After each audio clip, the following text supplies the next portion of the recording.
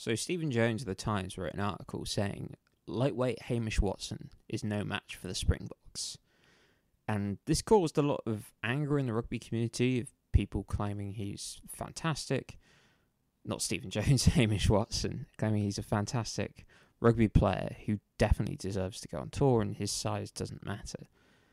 Now, it's easy to call Stephen Jones a hack, and that's because he is. But I don't think his opinion is that uncommon in the rugby world. I do think there are people who value size incredibly highly in rugby. I mean, for instance, we just have to look at Eddie Jones. One of the reasons why he hasn't picked Sam Simmons probably is size, especially considering he has said that Zach Mercer, someone bigger than Sam Simmons, is probably better suited to 6 at international rugby because he's not big enough for 8. The thing is, bigger doesn't necessarily mean better. I mean, back rowers are usually more effective carriers than second rowers or front rowers.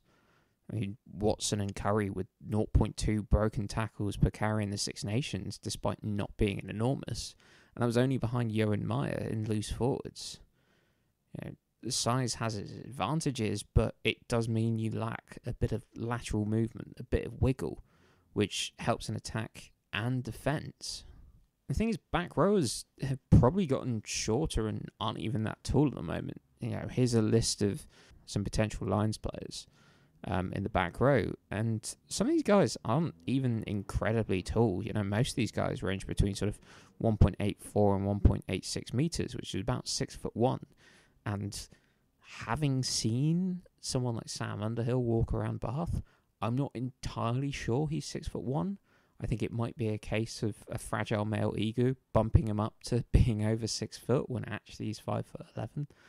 I mean, I claim to be 5'10" on a good day. I'm probably actually 5'8" and a half. But it does mean, back rows are probably getting shorter, and even guys who aren't necessarily incredibly dense. So the bottom of the BMI of this list is someone like Jamie Ritchie, who I think is a brilliant player. But, he's not incredibly dense and muscular. He's rangy and lanky, but he makes it work with, being a good athlete and having great technique and a great rugby brain. And it's not just in rugby where you might see a slow movement away from bigger players. Ice hockey has kind of had this, and I'll show you an average weight and average height of players picked in the NHL draft. And it shows the years by these data points. And you can kind of see that the average height and weight has gone down over time as NHL teams sort of realize bigger players aren't necessarily better.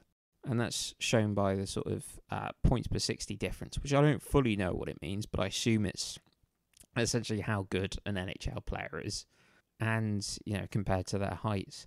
And you can see the correlation there is basically 0.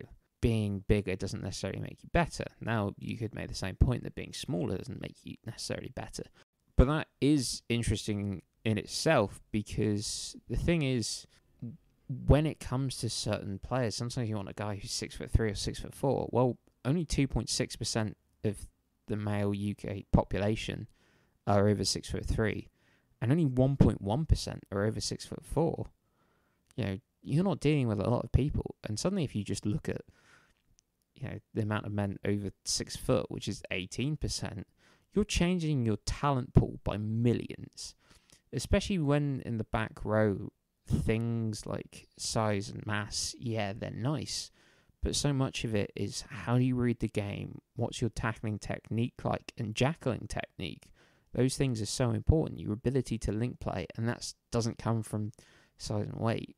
It comes from skill, and the wider your talent pool is, the more likely you are to find those guys with innate skills. And that doesn't mean you can't find big guys who are very, very good. You can. It just means they're rarer and harder to find. And that's where the next point is. Now, back rows might be getting smaller, but our second rows, no, they still have to be massive. We kind of want them to be 6'4", 6'5". Maybe even taller. And maybe my hot take is, do they need to be that tall? It made sense in the pre-lifting days where you had to throw it near your tallest guy and hope that you flapped at it and managed to win it back to your size.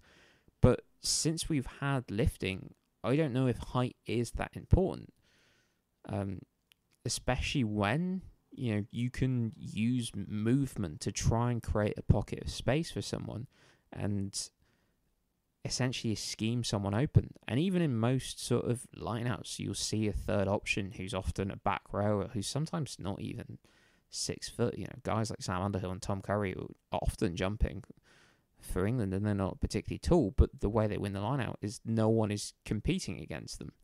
And I think that's probably the way that more teams should be trying to win the lineout. I mean, if you look at the NFL, one thing that they valued for so long was receivers who could win contested catches. But actually what ended up being valuable was scheming guys open and the guys who could get open themselves. I think that's the lesson we should be learning for rugby.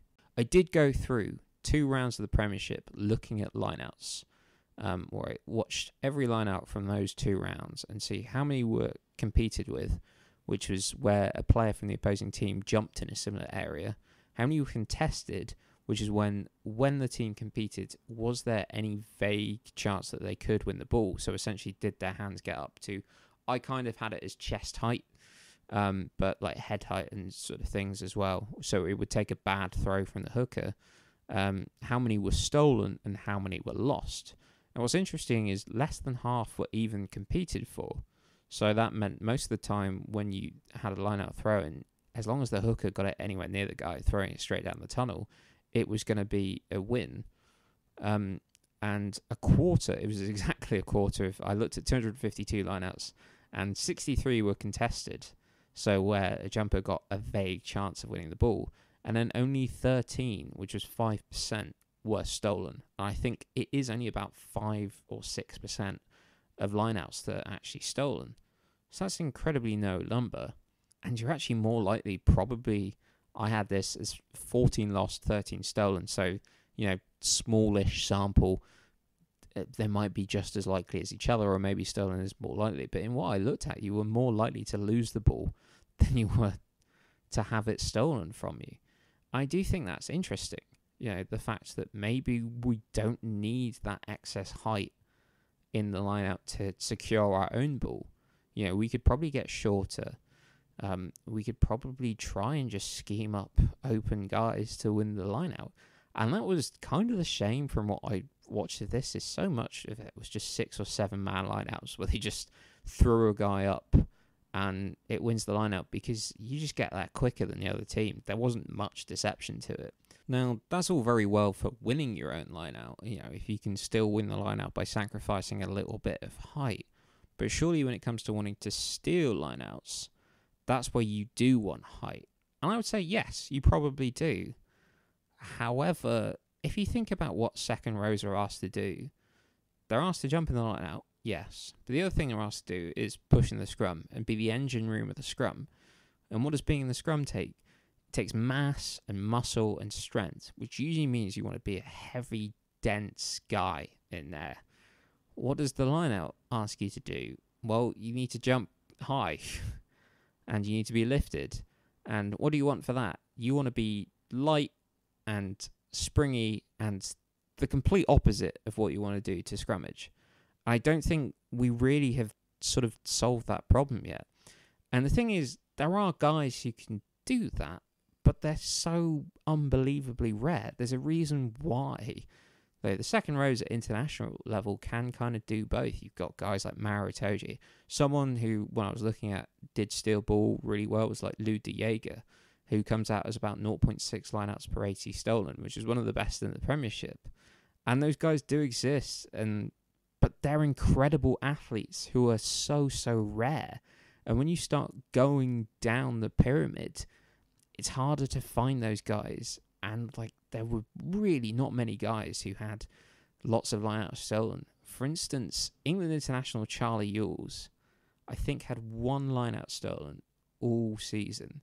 And he had a lower lineout stolen per 80 than both his own hooker Tom Dunn and tight head prop Henry Thomas, who essentially won lineouts had line-out stolen because the ball would have just been thrown to them when they've missed the line-out.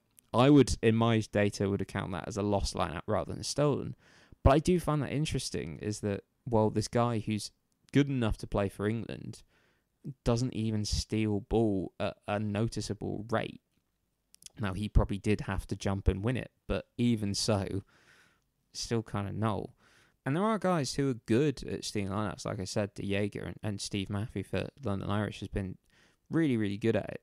And they'll win about 0.6 lineouts per 80, which, is good. But when you think about how some of the best back rowers win about 2 turnovers per 80, guys like Will Evans, who's had a fantastic season, winning, I think, about 2.4 turnovers per 80, then it suddenly doesn't look as impressive when those are the top guys doing that. Because unlike from a lineout steal, well, winning a turnover at the breakdown can lead to a penalty, which is hugely valuable. As if you steal a lineout, well, you're still probably knocking back some scrappy ball, which might be hard to deal with and isn't necessarily a huge advantage for your team. So I don't know if I have a concrete solution to this, but I do think it's interesting to highlight. If you do get smaller in the second row position, does that sacrifice some scrum oomph that you are going to need? Otherwise, you are going to just get pinged off the park at scrum time. But maybe there are other ways we can do it. Maybe you still do have those second rows really pushing the scrum, but maybe we don't have second rows jumping in the lineouts. That's why maybe you do want those springy guys, someone like Jamie Ritchie. As I said, probably a great guy to try and steal lineouts. As well, maybe we don't have to just look in the forwards. We're now seeing a couple of wingers who are like 6'3", 6'4", who are fantastic athletes. And because they're trying to stay fast, they probably want to stay lean and not get too heavy. And, if they are very good athletes, one thing they probably do really, really well is jump. And if they're lighter, that's going to make it so much easier for your lifters to get them up quicker and actually be able to compete. And I don't know if a team will ever do these kind of things, trying to train a winger to then jump in the line out and compete. If we suddenly say to Ollie Hassel-Collins, right, you're now trying to steal lineouts, there's a whole opportunity cost to that of trying to train them up and things. But I do think it's interesting, and I do think that, hey, maybe a team that is lower down the ranks does think, well, if we can play back rowers in the second row, or have wingers jumping in the line out and things, maybe we could steal more line out ball, or maybe we can create more turnovers and carry better and things like that. The height and size of second rows might not be as necessary, and it certainly isn't as necessary for back rows. The question we should be asking is, are you good at rugby? And I think Hamish Watson is very, very good at rugby, and I'd have him as my Lions 7.